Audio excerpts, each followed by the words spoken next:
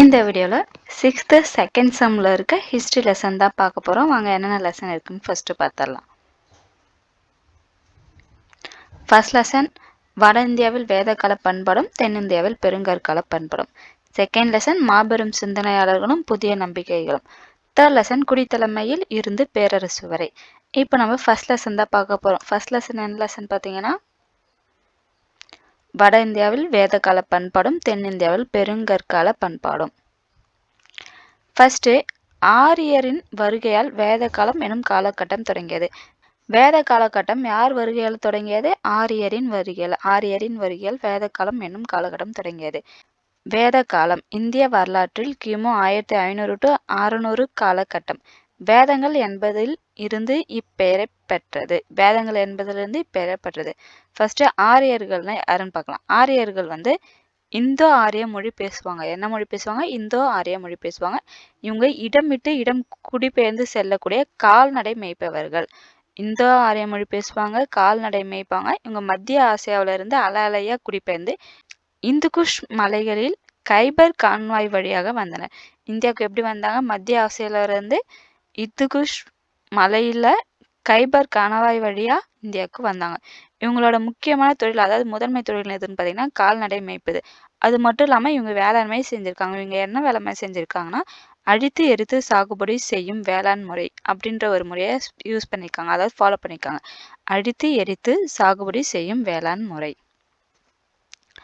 அழித்து எரித்து சாகுபடி செய்யும் வேளாண் முறையில் என்ன பண்ணுவாங்கன்னா நிலத்தின் மீதுள்ள, அதாவது நிலத்தின் மேலே இருக்க மரங்கள் செடி கொடியெல்லாம் அழித்து அதை வெட்டிட்டு அதை எரித்து அதுக்கப்புறம் அதுக்கு மேலே ஒரு சின்ன காலகட்டத்தில் மட்டும் வேளாண்மை செய்வாங்க.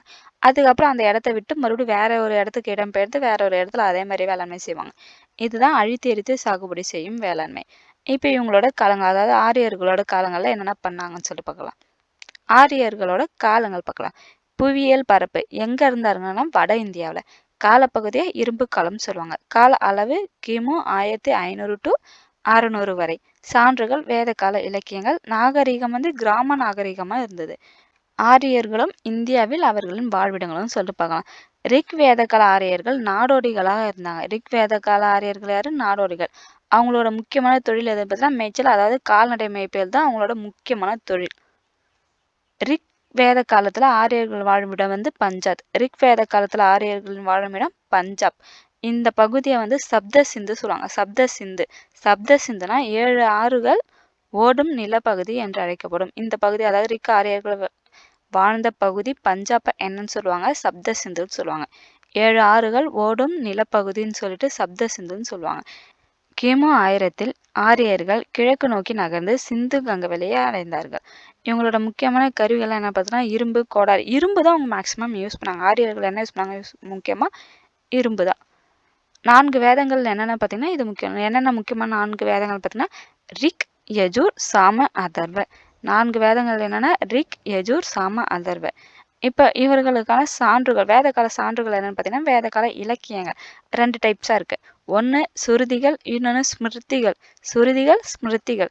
சுருதிகள்ன்றது வேதங்கள், பிராமணங்கள், ஆரண்யங்கள் மற்றும் உபநிடதங்கள்லாம் உள்ளடக்கியது. சுருதிகள் என்ன? வேதங்கள், பிராமணங்கள், ஆரியன்கள், உபநிடதங்கள்லாம் உள்ளடக்கியது. இது புனிதமானது, நிலையானது, கேள்வி கேட்க முடியாது. சுருதிகள்ன்றது கேட்டல், அதாவது சுருதிகள் கேட்டல் மூலியமாக தான், அதாவது வாய்மொழி மூலியமாக தான் அடுத்த தலைமுறையாக போயிடுச்சு. அதை எழுதப்படாது. சுருதிகள் எழுத மாட்டாங்க. ஆனால் ஸ்மிருதிகள் எழுதுவாங்க. ஸ்மிருதிகள் எப்படி இருக்குன்னா ஆகமங்கள், தாந்திரங்கள், புராணங்கள், இதிகாசங்கள் மூலியமா அடுத்த தலைமுறை போச்சு. இதை எழுத்து வடிவில் இருக்கும். ஸ்மிருதி எழுத்து வடிவில் இருக்கும். சுருதி கேட்டல், அது வாய்மொழியாக மட்டுமே இருக்கும். இப்போ இந்த சார்ட்டை பார்த்தா பிடிக்கும். வேத நூல்கள் சுருதி, ஸ்மிருதி. சுருதி 4 வேதங்கள், பிராமணங்கள், உபநிடதங்கள், ஆரண்யங்கள். ஸ்மிருதி இதிகாசங்கள், புராணங்கள். இதிகாசம் பார்த்தோன்னா ராமாயணம், மகாபாரதம். புராணம் பார்த்தோன்னா சிவபுராணம், விஷ்ணு புராணம். சூத்திரங்கள் தர்ம சூத்திரம், மனுஸ்மிருதி, நாரத ஸ்மிருதி, இந்த மாதிரிலாம் எழுத்து வடிவில் இருந்தது ஸ்மிருதி. இந்தியாவோட தேசிய குறிக்கோளான சத்தியமே ஜெய்தே, அதாவது வாய்மையை வெல்லும் என்ற வாக்கியம் முண்டக உபநிடத்திலிருந்து எடுக்கப்பட்டது. வாய்மையை வெல்லும், சத்தியமே ஜெயதே என்ற வாக்கியம் முண்டக உபநிடத்திலிருந்து எடுக்கப்பட்டது. ஆரியர்களால், அதாவது ரிக் வேத காலத்துக்கான தொல்பொருள் சான்றுகள்லாம் என்னன்னு பார்த்தீங்கன்னா, இந்து கங்கை நதி மற்றும் பஞ்சாப், உத்தரப்பிரதேச, ராஜஸ்தான் பகுதிகள்லாம் இருக்க இரும்பு கருவிகள் மற்றும் மண்பாண்டங்கள் தான் இவங்களுக்கான சான்றுகள். வேத காலத்தை ரெண்டா பிரிப்பாங்க. ஒன்று ரிக் வேத காலம், இன்னொன்று பின் வேத காலம். ரிக் வேத காலத்தை தொடக்க காலம் சொல்லுவாங்க. தொடக்க காலம் இதோட ஆண்டு கிமு 1500 to 1000. பின் வேத காலம் 1000 to 600ன்னு சொல்லிட்டு ரெண்டா பிரிப்பாங்க. ரிக் வேத கால அரசியல் இரத்த உறவுகளை அடிப்படையாக கொண்டதாக இருந்துச்சு. குலம் என்பது தான் அரசியலின் அடிப்படை அழகா இருந்துச்சு. குலத்தோட தலைவர் குலாபதின்னு சொல்றாங்க. குலத்தின் தலைவர் குலாபதி. அதுக்கப்புறம் பல குடும்பங்கள் ஒன்று சேர்ந்தது தான் கிராமம். கிராமத்தோட தலைவர் கிராமணி. பல கிராமங்கள் ஒன்று சேர்ந்த தொகுப்பு விஸ். விஸ்ஸோட தலைவர் விசயபதி. ஃபர்ஸ்ட் ரிக் வேத காலத்தோட அடிப்படை, அதாவது அரசியலின் அடிப்படை அழகு எதுன்னு பார்த்தீங்கன்னாலே குலம் தான். குலத்தோட தலைவர் குலபதி. அதுக்கப்புறம் பல குடும்பங்கள் ஒன்று சேர்ந்தது கிராமம். கிராமத்தோட தலைவர் கிராமணி. பல கிராமங்கள் ஒன்று சேர்ந்தது விஸ்ஸோட தலைவர் விசயபதி. அதுக்கப்புறம் ஜனான்றது இனக்குழு. இதோட தலைவர் ராஜன் சொல்லுவாங்க. ஜனான்றது என்ன? இனக்குழு. இதோட தலைவர் ராஜன். இந்த ராஜனை ஐனசிய கோபா சொல்லுவாங்க. என்ன சொல்லுவாங்க? ஐனசிய கோபா, அதாவது மக்களின் பாதுகாவலர் அப்படின்னு சொல்லுவாங்க. ரிக்வேத காலத்துல இனக்குழு அரசுகள், அதாவது ராஷ்டிரம் இருந்தது.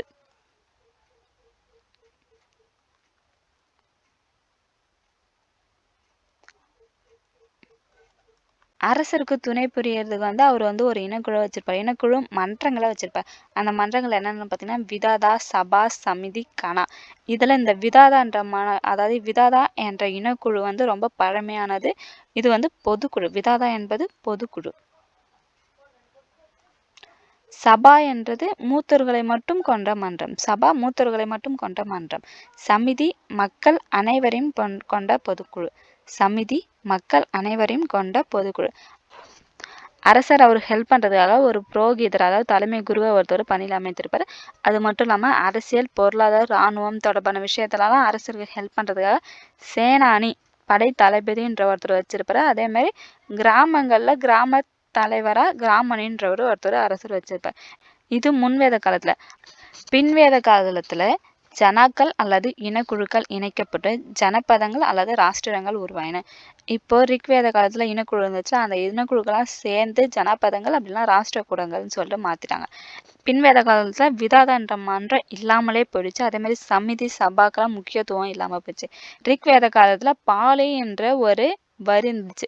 பாலி என்ற வரி என்னன்னா, அவங்க வருமானத்துல 6ல் ஒரு பங்கு அவங்களே முன் கொடுக்கணும். அவங்க இஷ்டத்துக்கு எவ்வளவு வேணா கொடுக்கலாம்னு சொல்லிட்டு இருந்துச்சு. அதை பின்வேத காலத்துல என்னன்னு மாத்திட்டாங்கன்னா, கண்டிப்பா அவங்க 6ல் ஒரு பங்கு வரி கொடுத்தே ஆகணும்னு சொல்லிட்டு பின்வேத காலத்துல மாத்திட்டாங்க. பாலி இது ஒரு வரி ஆகும். ஒருவர் தனது விவசாய மகசூலில் அல்லது கால்நடைகளில் 6ல் ஒரு பங்கை இவ்வரியாக செலுத்த வேண்டும். 6ல் ஒரு பங்கு வரி செலுத்த வேண்டும். அதுக்கப்புறம் சமூக அமைப்புலாம் இதுல எதெல்லாம் ரொம்ப முக்கியம் பார்த்தீங்கன்னா இதுதான். ரிக்வேத காலத்துல 3 பிரிவா இருந்துச்சு. பொதுமக்களை விஸ்ன்னு சொல்லுவாங்க. போர் வீரர்களை சத்திரியர்கள் சொல்லுவாங்க. மதகுருகளை பிராமணர்கள் சொல்லுவாங்க. ரிக்வேத காலத்துல பொதுமக்கள் விஸ், போர் வீரர்கள் சத்திரியர்கள், மதகுருகள் பிராமணர்கள். பின்வேத காலத்துல 4 அமைப்பா இருந்துச்சு. ஒன்று மதகுரு பிராமணர்கள், இன்னொன்று போரிடுறதுக்கு சத்திரியர், நில உடைமையாளர்களை வைசிரியர், வேலை திறன் கொண்டவர்களை சூத்திரர். பிராமணர் மதகுரு, போரிடுவர் சத்திரியர், நில உடைமையாளர் வைசிரியர், வேலை திறன் கொண்டவர் சூத்திரியர் அப்படின்னு சொல்லிட்டு பின்வேத காலத்துல 4 இருந்துச்சு. ரிக்வேத காலத்துல 3, விஸ், சத்திரியர், மதகுரு. விஸ் என்றால் பொதுமக்கள், சத்திரியர் போர் வீரர், மதகுருனா பிராமணர்கள். பின்வேத காலத்துல 4, மதகுரு, சத்திரியர், வைசிரியர், சூத்திரர். மதகுருனா பிராமணர்கள், சத்திரியர்னா போர் விடுவர், வைசிரியர்னா நில உடைமையாளர், சூத்திரியர்னா வேலை திறன் கொண்டவர். அதுக்கப்புறம் பெண்களின் நிலை. ரிக்வேத காலத்துல பெண்கள் சுதந்திரமாகவே இருந்தாங்க. ஓரளவு சுதந்திரமாகவே இருந்தாங்க. அவங்கதான் குடும்பத்தோட தலைவியா இருந்தாங்க. ஆனாலும் குழந்தை திருமணம், உடன்கடை ஏறுதல்லாம் அந்த டைம்ல தெரியல. ரிக்வேத காலத்துல குழந்தை திருமணம், உடன்கடை ஏறுதல்லாம் தெரியல. கைம்பெண் மறுமணம் செய்து கொள்வதற்கு தடையும் இல்லை. ஆனா சொத்துரிமையில மட்டும் பெண்களுக்கு பங்கு இல்லாம இருந்துச்சு. எப்போ? ரிக்வேத காலத்துல.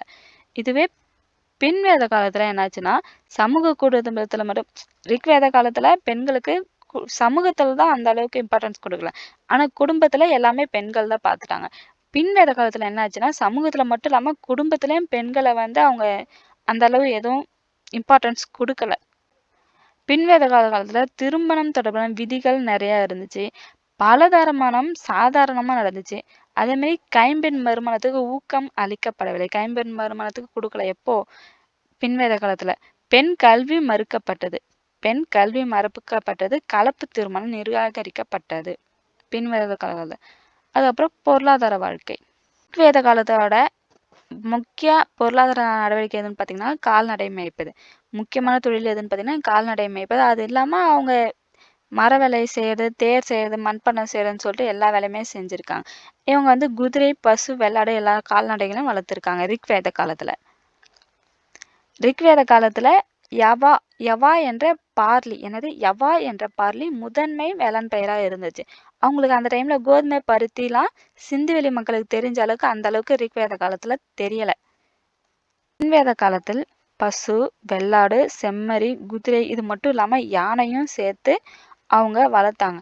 அவங்களுக்கு வேளாண்மை மட்டும் இல்லாம நகை செய்வோர், சாய தொழில் செய்வோர், உலோகங்களை உருவாக்குறன்னு சொல்லிட்டு பல தொழில் இருந்தது. இந்த பின்வேத கால முறையில வர்ணம் தீட்டப்பட்ட சாம்பல் நிறை மண்பாண்ட பண்பாடு என்று அழைக்கப்படுது. பின் வேதகால பண்பாட வர்ணம் தீட்டப்பட்ட சாம்பல் நிற மண்பாண்ட பண்பாடு அப்படின்னு சொல்லிட்டு அழைக்கப்படுகிறது. அதே மாதிரி அந்த டைம்ல வேளாண்மைக்காக கலப்பை, இரும்பு கோடாரிலாம் யூஸ் பண்ணியிருக்காங்க. இரும்பு கலப்பை, இரும்பு கோடாரிலாம் தயாரிச்சிருக்காங்க. நிஷ்கா சமத்னா என்ற தங்க நாணயங்கள் இருந்திருக்கு. நிஷ்கா சமத்னா தங்க நாணயங்கள். கிருஷ்ணாலா என்றது வெள்ளி நாணயம். நிஷ்கா சமத்னா தங்க நாணயம், கிருஷ்ணாலா என்றது வெள்ளி நாணயம். ரிக்வேத காலத்தோட மக்கள் அறிந்திருந்த உலோகங்கள். தங்கம் ஹிரண்யா, இரும்பு சியாமா, தாமிரம் அல்லது செம்பு ஆயஸ். மதம். ரிக்வேத காலங்களில் என்ன பண்ணுவாங்கன்னா நிலம் மற்றும் அதாவது இயற்கையை கடலாக வழிபட்டாங்க. பிருத்வினா நிலம், அக்னினா நெருப்பு, வாயு காற்று, வருணன் மழை, இந்திரன் இடி இது போன்ற இயற்கையை அவங்க கடவுளாக வழிபட்டாங்க. அது மட்டும் இல்லாமல் அதிதி நித்திய கடவுள், உஷா விடியற்கலை தோற்றம் போன்ற கடவுள்லாம் அவங்க வழிபட்டாங்க. அதே மாதிரி ஆண்கள் பேர்ல ஆண் கடவுள் வழிபாடு நிறைய இருந்துச்சு. பிருத்வி, அக்னி, வாயு, இந்திரன் இது எல்லாமே ஆண் கடவுள் பேரா இருந்துச்சு. பெண் கடவுள் பேர்னு பார்த்தீங்கன்னா அதிதி நித்திய கடவுள், உஷா விடியற்கலை கடவுள். பெண் கடவுள் பெயர் கம்மியா இருந்துச்சு.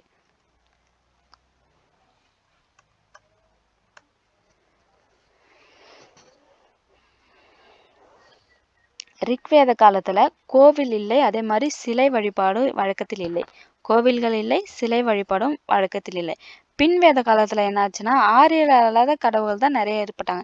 இந்திரனும் அக்னியும் முக்கியத்துவம் இழந்தாங்க. பிரஜாபதி படைப்பவர், விஷ்ணு காப்பவர், ருத்ரன் அழிப்பவர் போன்ற கடவுள்கள் பின்வேத காலத்தில் இருந்தனர். நெக்ஸ்ட் கல்வி வந்து குருகுல மெத்தட்ல இருந்துச்சு. கல்வி எப்படி இருந்துச்சு? குருகுல மெத்தட்ல இருந்துச்சு. குருகுலம் என்பது குரு ஆசிரியர், குலம் குடும்பம் அல்லது வீடு இது ரெண்டும் சேர்ந்த சமஸ்கிருத வார்த்தையின் கூட்டாக தான் குருகுலம் இருந்தது. குருகுலம் என்றது என்ன? குரு என்ற ஆசிரியர், குலம் என்ற குடும்பம் இரண்டும் சேர்ந்த சமஸ்கிருத வார்த்தை தான் குருகுலம். இது வந்து ஒரு பழங்கால கல்வி முறை. குருகுலத்துல வேதங்கள், இதிகாசங்கள், புராணங்கள், இலக்கணங்கள் இது எல்லாமே கற்றுத்தரப்பட்டது. குருகுலத்துல இரு பிறப்பாளர்கள் மட்டுமே குருகுலத்தில் மாணவர்களாக சேர்க்கப்பட்டனர். பெண்களுக்கு பொது கல்வி அளிக்கப்படவில்லை. குருகுலம் 4 தான் பேஸ் பண்ணி அடிப்படையில் நடந்துச்சு. வயதின் அடிப்படையில் 4 பிரிக்கப்பட்டாங்க. என்னென்னு பார்த்தீங்கன்னா பிரம்மச்சாரியம் மாணவ பருவம், கிரகஸ்தம் திருமண வாழ்க்கை, வனப்பிரஸ்தம் காடுகளுக்கு சென்று தவம் செய்தல், சந்நியாசம் வீடு பெற அடைவதற்காக துறவற வாழ்க்கை மேற்கொள்ள. தென்னிந்தியாவிலும் தமிழ்நாட்டிலும் சமகாலத்தில் நிலவிய பண்பாடுகள். மக்கள் செம்பையும் கல்லையும் ஒரே காலகட்டத்தில் பயன்படுத்தியதால் இது செம்பு காலகட்டம் என்று தமிழில் அழைக்கப்பட்டது. செம்பையும் கல்லையும் ஒரே காலகட்டத்தில் பயன்படுத்தால் செம்பு காலகட்டம்.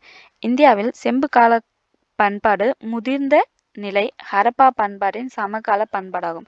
இந்தியாவில் செம்பு கால பண்பாடு முதிர்ந்த நிலை வந்து ஹரப்பா பண்பாடோட சமகால பண்பாடாகும். ஹரப்பா பண்பாடு வீழ்ச்சி அடைஞ்சதுக்கு அப்புறம் கூட செம்பு கால பண்பாடு இந்தியாவில் தொடர்ந்து இருந்தது. வட இந்தியாவில் பின்வேத கால பண்பாடும் தென் இந்தியாவில் இரும்பு கால பண்பாடும் சமகாலமாக இருந்துச்சு. இரும்பு காலத்தோட முடிவில் மக்கள் வந்து பெருங்கற்கால பண்பாட்டின் காலடியை எடுத்து வைத்தனர். இரும்பு காலத்தோட முடிவில் பெருங்கற்கால பயன்பாட்டுக்கு காலடியை எடுத்து வைத்தனர். பெருங்கற்கால பண்பாடோட ஆண்டு எப்படின்னு பார்த்தீங்கன்னா கிமு 600 to 100 வரைக்கும்.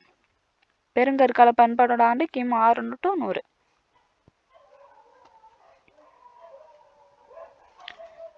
தமிழ்நாட்டின் பெருங்கற்காலம் இரும்பு கற்காலம். தமிழ்நாட்டின் பெருங்கற்காலம் அப்படின்னா இரும்பு காலம். பெருங்கற்காலம் ஆங்கிலத்தில் மெக்கலித்திக் ஏஜ் என்று அழைக்கப்படுது. மெக்கலித்திக் என்றது கிரேக்க சொல்.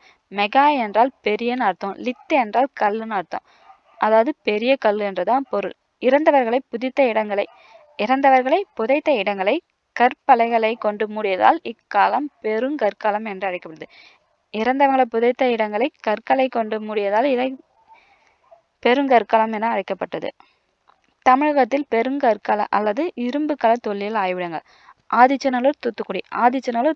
ஆதிச்சநல்லூர்ல என்னென்ன கிடைச்சிருக்கு பார்த்தீங்கன்னா முதுமக்கள் தாழிகள், பல்வகைப்பட்ட மண்பாண்டங்கள், இரும்பிலான குத்துவாள், கத்தி, ஈட்டி, அம்பு, சிலை, கல்மணிகள், ஒரு சில தங்க ஆபரணங்கள். அது மட்டும் இல்லாமல் வீட்டு விலங்கு, புலி, யானை, மான் போன்ற உருவ பொம்மைகள் இது எல்லாமே ஆதிச்சநல்லூர்ல கிடைச்சிருக்கு. அதுக்கடுத்து கீழடி. கீழடி எங்க இருக்குன்னு பார்த்தீங்கன்னா சிவகங்கை. ஆதிச்சநல்லூர் எங்க இருக்கு? தூத்துக்குடியில இருக்கு. கீழடி எங்க இருக்கு? சிவகங்கையில இருக்கு. கீழடி வந்து திருபுவனம் தாலுக்காவில் இருக்கு. கீழடி எங்க இருக்கு? திருபுவனம் தாலுக்காவில் இருக்கு. சிவகங்கை மாவட்டம் திருபுவனம் தாலுக்காவில் இருக்க கீழடியில செங்கற்களால் கட்டப்பட்ட நன்கு அமைக்கப்பட்ட வடிகால் அமைப்பு போன்ற சான்று. செங்கற்களால் கட்டப்பட்ட நன்கு அமைக்கப்பட்ட வடிகால் அமைப்பு போன்ற சான்று, தமிழ் பிராமி எழுத்துக்களால் பொறிக்கப்பட்ட மண்பாண்டங்கள், கண்ணாடியிலான மணிகள், செம்மணிகள், வெண்கல் படிகம், முத்துக்கள், தங்க ஆபரணங்கள், இரும்பு பொருட்கள், சங்கு வளையல்கள், தந்தத்தால் செய்யப்பட்ட பலகை போன்றவை தோண்டியெடுக்கப்பட்டுள்ளன. 2017 இந்திய தொல்லியல் துறை இரு மாதிரிகளை கதிரியக்க கார்பன் வயது கணிப்பு முறையில் கணிக்க அமெரிக்காவில் புளோரிடோ என்னும் இடத்தில் உள்ள பீட்டா அனலிட்டிக் என்ற நிறுவனத்துக்கு அனுப்பியது. அச்சோதனையில் இப்பொருட்கள் 200 சேர்ந்தது கிமு 200 சார்ந்தது என்று தெரிய வந்துள்ளது. என்னன்னா 2017 இந்திய தொல்லியல் துறை வந்து 2 சாம்பிள்ஸை கதிரியக்க கார்பன் முறை மூலயமா கண்காணிக்க, அதாவது அதோட வருஷம் எப்பன்னு கண்டுபிடிக்கிறதுக்காக அமெரிக்காவில் இருக்க புளோரிடோ என்ற ஒரு ஆய்வு இடத்துல இருக்கு. எங்க புளோரிடோ என்னும் இடத்துல இருக்க பீட்டா அனலிட்டிக் என்ற ஒரு நிறுவனத்துக்கு அனுப்பிச்சு. அந்த சோதனையில வந்து அந்த நிறுவனம் வந்து சோதனை செய்து என்ன சொன்னுச்சுன்னா இது 200 கிமு 200 சார்ந்தது அப்படின்னு சொல்லியிருக்காங்க. எந்த இடத்துல இருந்து அது அனுப்பப்பட்டுச்சுன்னா கீழடியில இருந்தா அந்த 2 எக்ஸாம்பிள்ஸும், அதாவது 2 சாம்பிள்ஸும் அனுப்பப்பட்டது. அதே மாதிரி கீழடியில ரோம் நாட்டை சார்ந்த பழங்கால தொல்பொருட்கள்லாம் கிடைச்சிருக்கு. அதுக்கப்புறம் பொருத்தல் எங்க இருக்குன்னு பார்த்தீங்கன்னா திண்டுக்கல்ல இருக்கு. இங்க என்னென்ன கிடைச்சிருக்குன்னா புதைக்குழி பொருட்கள், கண்ணாடி மணிகள், இரும்பு வாள்கள், தமிழ் பிராமி எழுத்துக்கள் பொறிக்கப்பட்ட மண்பாண்டங்கள், அரிசி நிரப்பப்பட்ட மண்பாண்டங்கள், ஓரளவு அரிதான கற்களான படிகக்கல், சிவப்பு நிற மணிக்கற்கள், சங்கு, கண்ணாடி வளையல்கள், இரும்பிலான கதிரறுக்கும் அருவாள், ஈட்டி, கொழுமுனைகள் எல்லாமே எங்க கிடைச்சிருக்கு? பொருத்தல்ல, அதாவது திண்டுக்கல் மாவட்டம் பொருத்தல்ல கிடைச்சிருக்கு. இந்த பொருத்தல்ல கிடைச்சிருக்க அரிசி நிரம்பிய பானை வந்து அந்த டைம்ல மக்கள் தமிழகத்துல நெல் விளைச்சிருக்கான்றதுக்கு சான்றாக இருந்தது. அதே மாதிரி தமிழர்களோட முக்கிய உணவா அரிசி இருந்திருக்கு என்பதற்கு சான்றாகவும் பொருத்தல்ல இருக்க திண்டுக்கல் மாவட்டத்துல இருக்க பொருத்தல்ல கிடைத்த அரிசி நிரம்பிய பானை மூலயமா நம்ம அறியலாம். அதுக்கப்புறம் வேலூர் மாவட்டத்தில் இருக்க பையம்பள்ளி. வேலூர் மாவட்டத்தில் இருக்க பையம்பள்ளியில இரும்பினால் செய்யப்பட்ட தொல் பொருட்களோடு பெருங்கற்காலத்து கருப்பு மற்றும் சிவப்பு மண்பாண்டங்கள், இரும்பு உருவாக்கப்பட்டதற்கான சான்றுகள் கிடைத்துள்ளது. ரேடியோ கார்பன் முறையில் இப்பண்பாட்டின் காலம் கிமு 1000 என அறியப்பட்டுள்ளது. ரேடியோ கார்பன் முறையில் இப்பண்பாட்டின் காலம் கிமு 1000 என அறியப்பட்டுள்ளது. நெக்ஸ்ட் ஈரோடு மாவட்டத்தில் இருக்க கொடுமணல். ஈரோடு மாவட்டத்தில் இருக்க கொடுமணல், இதை பற்றி கொடுமணலை பற்றி பதிற்று 10ல் ஒரு பாட்டு இருக்கு. கொடுமணலை பற்றி பதிற்று 10 கூறுகிறது. தமிழ் பிராமி எழுத்துக்கள் கொண்ட 300க்கும் அதிகமான மண்பாண்டங்கள், நூல் சுற்றி வைக்கப்படும் சுழல் அச்சுக்கள், சுருள்கள், துணிகளின் சிறிய துண்டுகள், கருவிகள், ஆயுதங்கள், அணிகலன்கள், மணிகள் போன்றவை எல்லாம் கொடுமணல் ஈரோடு மாவட்டத்தில் உள்ள கொடுமணலில் கண்டறியப்பட்டுள்ளது. தமிழ்நாட்டில் பெருங்கற்கால நினைவு சின்னங்கள். ஃபர்ஸ்ட் முதுமக்கள் தாழி. முதுமக்கள் தாழினா இறந்தவர்களை புதைப்பதற்காக பயன்படும் பெரிய மண்பானைகள் முதுமக்கள் தாழிகள் சொல்லுவாங்க. அதுக்கப்புறம் கதிர்த்திட்டை. கதிர்த்திட்டைகளை இறந்தவர்களை புதைத்து எடுத்த இடத்தில் இருபுறம் 2 கற்பலகைகளை செங்குத்தாக நட்டு அவற்றின் மீது மற்றொரு கற்பலகை படுக்கை வசதி படுக்கப்படும். இந்த மாதிரி இருக்கு. 2 சைடில் 2 கல்லை வச்சுட்டு அதுக்கு மேலே ஒரு கல்லை வச்சு மூடுற மாதிரி இருக்கும். இதை கருத்துட்டு சொல்லுவாங்க. இது எங்கெல்லாம் இருக்குன்னு பார்த்தீங்கன்னா காஞ்சிபுரம் மாவட்டத்தில் வீரராகவபுரம், திண்டுக்கல் மாவட்டம் குமாலாமருதம்பட்டி, மதுரை மாவட்டம் நரசிங்கப்பட்டி, தர்மபுரி பாண்டுவான் திட்டு இந்த இடத்தெல்லாம் கருத்திட்டுக்கான சான்றுகள் கிடைச்சிருக்கு. அதுக்கப்புறம் நினைவு கற்கள். இறந்தோரின் நினைவாக கற்களை செங்குத்தாக நட்டு வைப்பது தான் நினைவு கற்கள் சொல்லுவாங்க. இது பிரிட்டானியா மொழியில மென் என்றால் கல்லுன்னு அர்த்தம். பிரிட்டானியா மொழியில மென் என்றால் கல், கிர் என்றால் நீளமான, அதான் மென்ஹிர். மென் என்றால் கல், கிர் என்றால் நீளமான, அதை தான் மென்ஹிர்னு சொல்லுவாங்க. ஒரே கல்லான இத்தூண் இறந்தோரின் நினைவாக செங்குத்தாக நடப்படும். இதுக்கான சான்றுகள் எங்கன்னு கிடைச்சிருக்குன்னு பார்த்தீங்கன்னா திருப்பூர் மாவட்டம் சிங்கரிபாளையம், தேனி மாவட்டம் வெம்பூர், மதுரை மாவட்டம் நரசிங்கப்பட்டி, ஈரோடு மாவட்டம் குமரிக்கல்பாளையம், கோடுமணல் இது 2 இடத்துலையுமே இந்த இடத்துலலாம் இதுக்கான சான்றுகள் கிடைத்திருக்கு. அதுக்கப்புறம் நடுக்கற்கள். நடுக்கற்கள் எதுக்கு நடுவாங்கன்னா இறந்து போன வீரரின் நினைவை போற்றும் வகையில் நடுக்கல் நடப்படும். அந்த மாதிரி அதுக்கான சான்று எங்கே கிடைச்சிருக்குன்னா திண்டுக்கல் மாவட்டம் பழனிக்கு அருகேயுள்ள மானூர், தூத்துக்குடி மாவட்டம் வெள்ளாளன் கோட்டை, திண்டுக்கல் மாவட்டம் புலிமான் கோம்பை என்ற இடத்துலலாம் நடுக்கலுக்கான சான்றுகள் கிடைத்திருக்கு. அதுக்கப்புறம் புக் பேக் கொஷின். சரியான விடையை தேர்ந்தெடுக்கும். ஃபர்ஸ்ட் கொஷின், ஆரியர்கள் முதலில் டேஷ் பகுதியில் குடியமர்ந்தனர். பஞ்சாப். செகண்ட் கொஷின், ஆரியர்கள் டேஷில் இருந்து வந்தனர். மத்திய ஆசியா. தேர்ட் கொஷின், நம் நாட்டின் தேசிய குறிக்கோள் வாய்மையை வெல்லும் என்பது டேஷில் இருந்து எடுக்கப்பட்டது. உபநிடத்தில் இருந்து எடுக்கப்பட்டது. ஃபோர்த் கொஷின், வேத காலத்தில் எந்த விகிதத்தில் நிலவரி வசூலிக்கப்பட்டது? 1/6. கூற்றை காரணத்துடன் ஒப்பிட்டு சரியான விடையை தேர்ந்தெடுக்கும். ஃபர்ஸ்ட் கொஷின், கூற்று. வேதகாலம் குறித்த கற்க அதிக அளவு இலக்கிய சான்றுகள் மற்றும் பண்பாட்டு பொருள் சான்றுகள் கிடைத்துள்ளன. இது தப்பு. இலக்கிய சான்றுகள் கம்மியாக தான் கிடைச்சிருக்கு, ஆனால் பொருள் சான்றுகள் நிறைய கிடைச்சிருக்கு. காரணம், 4 வேதங்கள், பிராமணங்கள், ஆரண்யங்கள் மற்றும் உபநிடதங்களை உள்ளடக்கியதே சுருதிகளாகும். இது சரி. அதனால ஆன்சர் ஆப்ஷன் இ, கூற்று தவறு, காரணம் சரி. ஆன்சர் ஆப்ஷன் இ, கூற்று தவறு, காரணம் சரி. செகண்ட் கொஷின், கூற்று. தீபகற்ப இந்தியாவிலிருந்து ரோம் நாட்டிற்கு எஃகு ஏற்றுமதி செய்யப்பட்டது என்றும் அதன் மீது அலெக்சாண்ட்ரியா துறைமுகத்தில் வரி விதிக்கப்பட்டது என்றும் பெரிபிலிஸ் குறிப்பிடுகிறார். இது சரி. கூற்று. கூற்று 2. இரும்பு உருவாக்கப்பட்டதற்கான சான்றுகள் பையம்பள்ளியில் கிடைத்துள்ளன. இதுவும் சரி. ஸோ இரண்டும் சரி. தேர்ட் கொஷின், வேதகால சமூக தொடர்பானது கீழே கொடுக்கப்பட்ட கூற்றுகளில் எது தவறானது? கைம்பெண் மறுமணம் செய்து கொள்ளலாம். இது சரி. கைம்பெண் மறுமணம் இருந்துச்சு. குழந்தை திருமணம் பழக்கத்தில் இருந்தது. இது தப்பு. குழந்தை திருமணம் பழக்கத்தில் இல்லை. தந்தையின் சொத்துக்களை மகன் பரப்புரிமையாக பெற்றான். இதுவும் சரி. பெண்ணுக்கு தான் சொத்துல உரிமை இல்லை, ஆனால் ஆணுக்கு இருந்துச்சு. உடன்கடையேறுதல் தெரியாதா? இதுவும் சரி. அப்போ எது தப்புன்னு பார்த்தீங்கன்னா குழந்தை திருமணம் பழக்கத்தில் இல்லாததான் தப்பு. So answer option B. கீழ்கண்டவற்றில் எந்த வரிசை ரிக்வேத சமூகத்தை பொறுத்த மட்டில் சரியானது? குலா, கிராமா, விஸ், ஜனா, ராஷ்டிரா. அதாவது கோடிட்டரங்களை நிரப்புக. வேத பண்புகள் டேஷ் இயல்பை கொண்டிருந்தது. இரத்த உறவு. செகண்ட் கொஷின், வேத காலத்தில் மக்களிடமிருந்து டேஷ் என்ற வரி விதிக்கப்பட்டது, அது வரி வசூலிக்கப்பட்டது. காலி என்ற வரி. தேர்ட் கொஷின், டேஷ் முறையானது பண்டைய கால கல்வி கற்கும் முறையாகும். குருகுல முறை. ஃபோர்த் கொஸ்டின், ஆதிச்சநல்லூர் டேஷ் மாவட்டத்தில் உள்ளது. ஆதிச்சநல்லூர் டேஷ் மாவட்டத்தில் உள்ளது. தூத்துக்குடி. சரியா தவறா?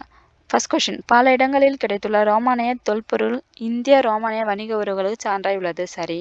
செகண்ட் கொஸ்டின், நடுக்கல் என்பது மதிப்பு வாய்ந்த மரணத்தை தழுவிய ஒரு வீரனின் நினைவாக நடப்படுது. இதுவும் சரி.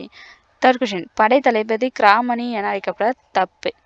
படை தளபதி சேனானி என அழைக்கப்பட கிராமணின்றது கிராம தலைவர். ஃபோர்த் கொஸ்டின், கருப்பு மற்றும் சிகப்பு மண்பாண்டங்கள் பெருங்கற்காலத்தின் சிறப்பியல்புகளாக உள்ளன. சரி.